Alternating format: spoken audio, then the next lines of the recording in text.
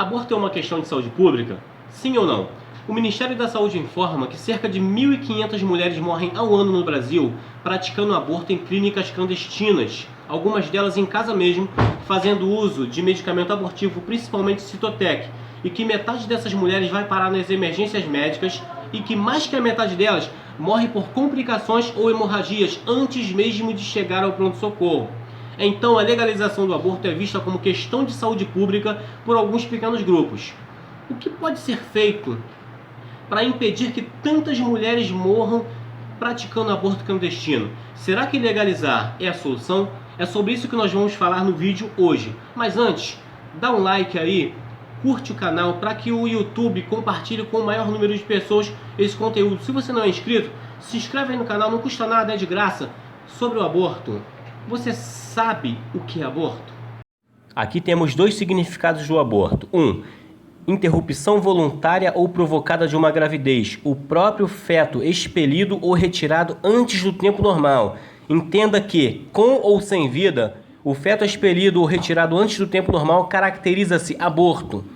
E do ponto de vista jurídico, é chamado de feticídio, que significa a interrupção intencional da gravidez, da qual resulta a morte do feto, sendo no Brasil considerada uma infração da lei. Todos os argumentos a favor do aborto se aplicam de igual maneira ao infanticídio e à eutanásia, porque se crianças que ainda não nasceram puderem ser descartadas por deformidades, pobreza ou porque não são desejadas, alguns idosos e os presidiários também poderiam ser descartados pelas mesmas razões, por pobreza ou por não serem desejados.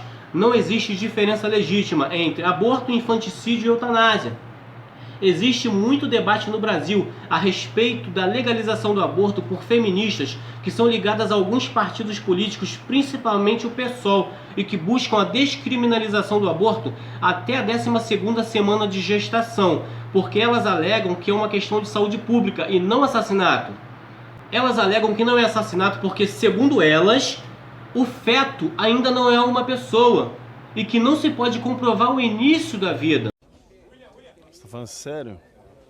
Existem evidências sólidas a respeito do início da vida humana no momento da concepção. No dia 23 de abril de 1981, numa comissão convocada pelo Congresso dos Estados Unidos, várias autoridades da área científica foram unânimes acerca do início da vida no momento da concepção. E nenhuma das pessoas que estava presente na reunião, nem as que eram a favor do aborto, apresentaram evidências que demonstrasse o início da vida em algum outro momento. Para você ter uma ideia, a fetologia moderna aponta que no momento da concepção ou fertilização, o embrião já recebe seu DNA com todas as suas características humanas. Na 3ª semana, o seu músculo cardíaco começa a pulsar. No início do 2º mês, o esqueleto se desenvolve e o feto já recebe suas impressões digitais. Ele já apresenta suas impressões digitais únicas e exclusivas.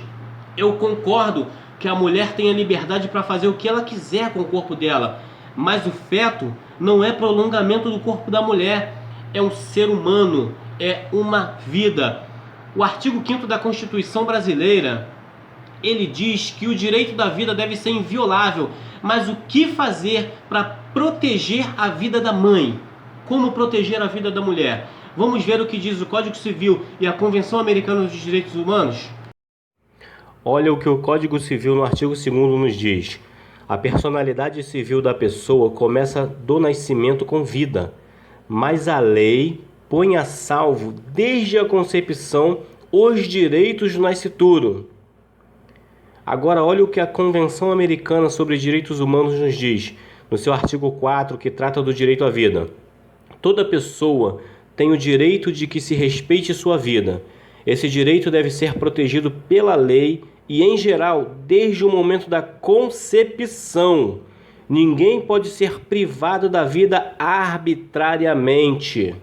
Mas os abortistas não estão nem aí para a lei de defesa à vida, para a ciência ou para a Bíblia. A líder e criadora do grupo Frente Evangélica pela Legalização do Aborto, a pastora Luz Marina Garcia, que é afiliada ao PSOL, de onde não se espera boa coisa, ela chama o governo de cristofascista e reúne mulheres que se denominam evangélicas e católicas e buscam a legalização do aborto usando a Bíblia. Mas, meus amigos e minhas amigas, o diabo também usou a Bíblia para tentar Cristo.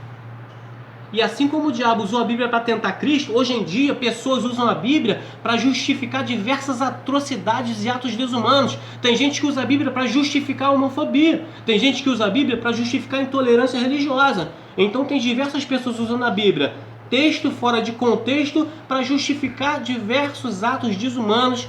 A tal pastora usa o texto de Êxodo capítulo 21 para dizer e para ensinar que Deus não considera a vida do bebê assim como considera a vida da mãe. Você lembra o que é aborto, que eu coloquei aqui no início do vídeo? Um slidezinho sobre o que é o aborto? Então vamos ao texto bíblico para entender. Se alguns homens pelejarem e ferirem uma mulher grávida e forem a causa de que aborte, porém, se não houver morte, entenda que morte da mãe ou da criança. Certamente aquele que feriu será multado conforme o que lhe impuser o marido da mulher e pagará diante dos juízes. Mas se houver morte, nesse caso, morte da mãe ou da criança, então darás vida por vida. Deus considera tanto a vida do bebê quanto a vida da mãe, porque na Bíblia é clara a atenção e o cuidado de Deus desde a concepção humana. Mas pelo jeito, essa tal pastora é uma analfabeta teológica, e o analfabetismo bíblico dela é tanto que ela alega que a Bíblia não diz nada sobre quando uma vida se inicia. Ai, que burro, dá zero pra ele. Agora eu vou mostrar alguns versículos para desmentir esse falso ensinamento dessa pastora e já vamos entrar na questão do aborto como saúde pública para salvar a vida das mulheres. Antes de formá-lo no ventre, eu o escolhi. Antes de você nascer, eu o separei e o designei profeta às nações. Agora o que diz o Salmo 139, versículo 15 e 16. Os meus ossos não te foram encobertos quando no oculto fui formado e entretecido como nas profundezas da terra.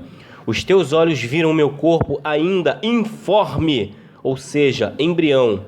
E no teu livro todas estas coisas foram escritas, as quais iam sendo dia a dia formadas, quando nem ainda uma delas havia. Gálatas capítulo 1, versículo 15, o apóstolo Paulo declara: mas quando aprouve a Deus, que desde o ventre da minha mãe me separou e me chamou pela sua graça. Para terminar, os abortistas, não podendo mudar a lei de defesa à vida, não podendo mudar a Bíblia também, eles apelam para a nossa emoção com um raciocínio ilógico e descabido de que o aborto é uma questão de saúde pública, porque cerca de 1.500 mulheres morrem ao ano praticando aborto em clínicas clandestinas. Espera aí, pensa comigo. Então quer dizer que 3.000 pessoas morrem ao ano em clínicas clandestinas de aborto? 1.500 bebês, vítimas inocentes, e 1.500 assassinas desses bebês. A solução então é legalizar o infanticídio? É legalizar o aborto? Ou combater as clínicas clandestinas? Se for pensar por esse lado, em questão de segurança pública, por exemplo, se combate o tráfico de entorpecentes ou se libera? Olha só o depoimento de um deputado muito conhecido aí, do PSOL, não poderia deixar de ser outro partido, né? Jean Willis. Jean Willis, que disse que se Bolsonaro ganhasse, sairia do Brasil. O povo ficou dizendo: opa, Jean Willis vai sair do Brasil.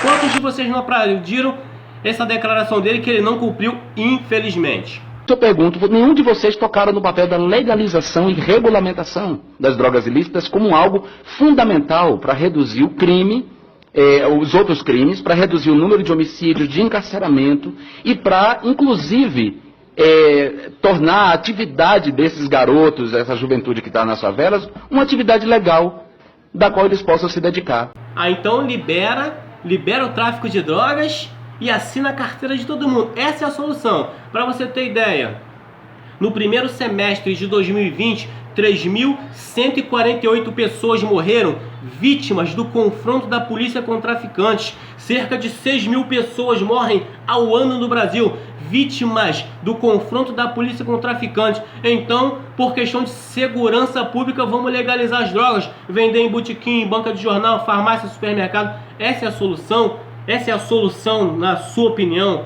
Seja sincero, deixa a sua opinião, deixa os seus comentários aí. Você acha correto, então, legalizar o aborto ou combater as clínicas clandestinas?